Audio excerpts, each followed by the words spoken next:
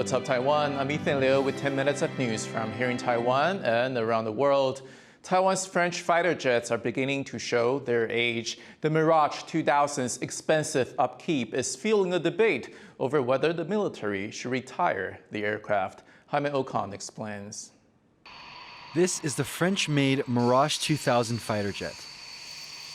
They've been part of Taiwan's Air Force since the 1990s, and roughly 50 of the original 60 planes are still in service. France no longer makes the plane, which means they're harder to upgrade, leading to high maintenance and fuel costs compared to Taiwan's other main fighter jets. The US-made F-16 consumes roughly $3,600 in fuel to fly per hour. That's less than Taiwan's domestically made FCK aircraft, which run at $8,000 an hour. But that's nothing compared to what it costs to fly a Mirage-2000 fighter jet, which burns through over $26,000 every 60 minutes.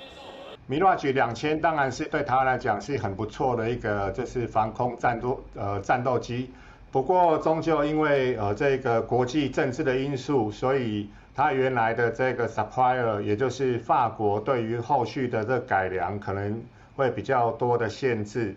在这种情况下，台湾会思考用新世代的飞机去取代这个 Mirage。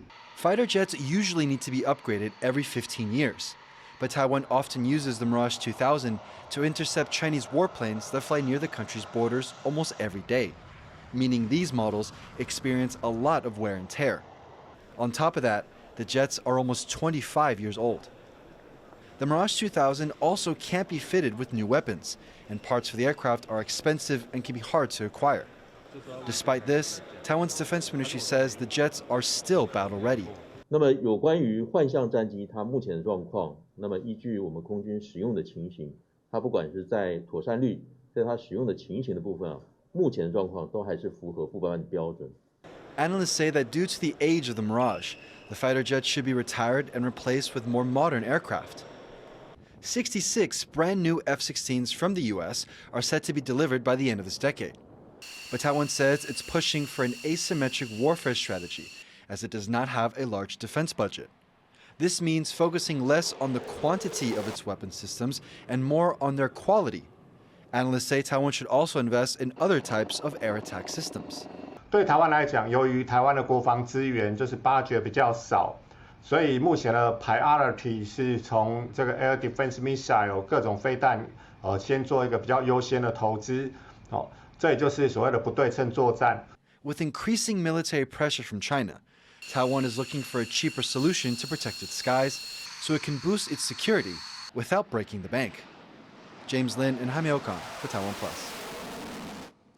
Taiwan is updating information on its 90,000 air raid shelters, but the public is questioning if the current facilities will be enough in times of emergency.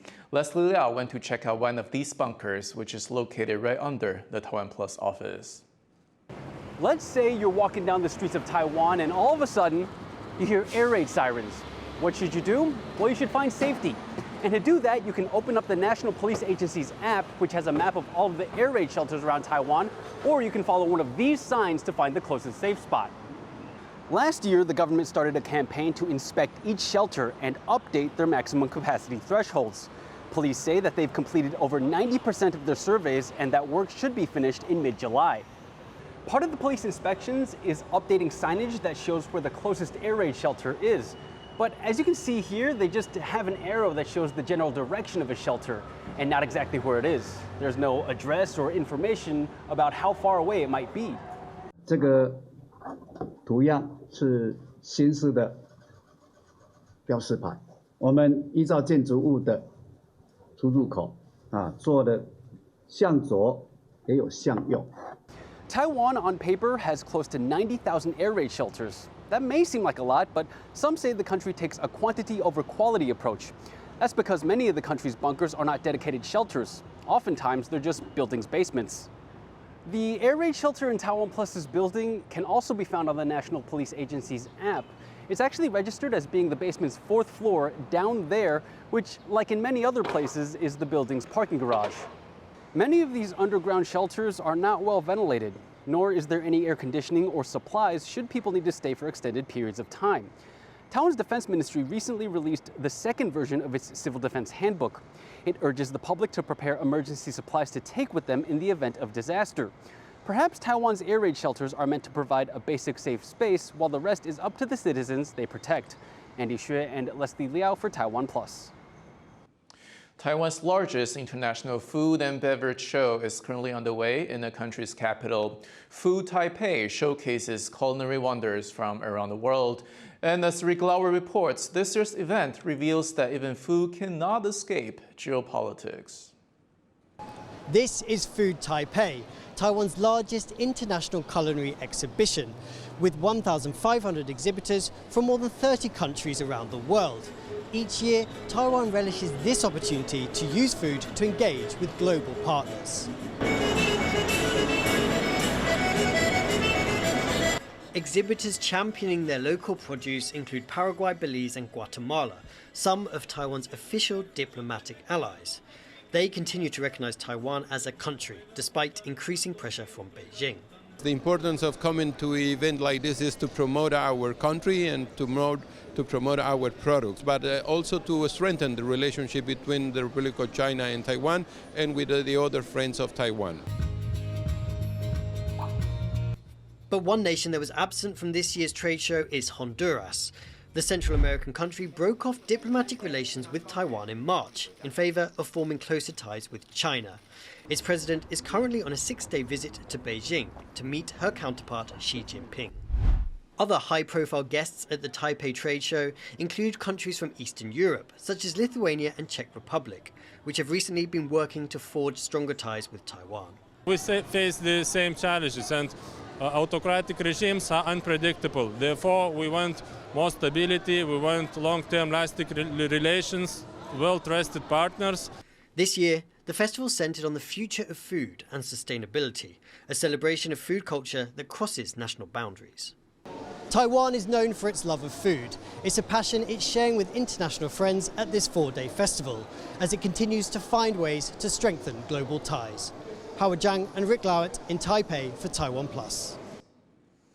A new Taiwan-made Chatbot is making its debut, and its designers are confident it can be trusted. So much so, the trust is in its name. Joyce Zhen has more. I'm at Taiwan's top tech agency's office, where they've just given a first look at a Taiwan-made chatbot. The project is a collaboration between the government, industry leaders, and also academics. What they're hoping to do is this chatbot can help answer frequently asked questions and do translation work to speed up processes. But more importantly, they want to make sure that Taiwan is not left behind in an evolving digital era. And that's why they're also wanting to prove Taiwan's trustworthiness on the global stage through this AI technology. 成功地翻译出台湾蓝雀的英文名称和后续的描述。台湾本来就是一个 trustworthy country， 那本来台湾做的所有的东西都是可信任的，而且是对民主自由国家来讲，应该是一个非常好的伙伴。 Science and Tech Minister Wu Zhenzong said the bot has many uses. He sees people using it not only to answer general knowledge questions, but also to support industries in Taiwan with reliable, up-to-date information. 台湾不能没有自己的，那为什么我们要做？因为我们有一些东西不能随便问别人。 以下展示了4种不同的自然语言任务，我们来看。 They're calling this the Trustworthy AI dialogue engine. But what exactly makes a chatbot trustworthy? Some academics have identified certain criteria to measure this. One of them is explainability, which means that the process it takes for this chatbot to come up with its answer needs to be clear and transparent to the user. Right now, we're still in very developmental stages, but as we get more information, we'll see how the new project takes on. John Su and Joyce Zhen in Taipei for TaiwanPlus. Thank you for watching What's Up Taiwan. Finally, we leave you with images from Iran's capital, Tehran, of a cat cafe and museum known as the Meowseum. I'm Ethan Liu. Take care, and I'll see you next time.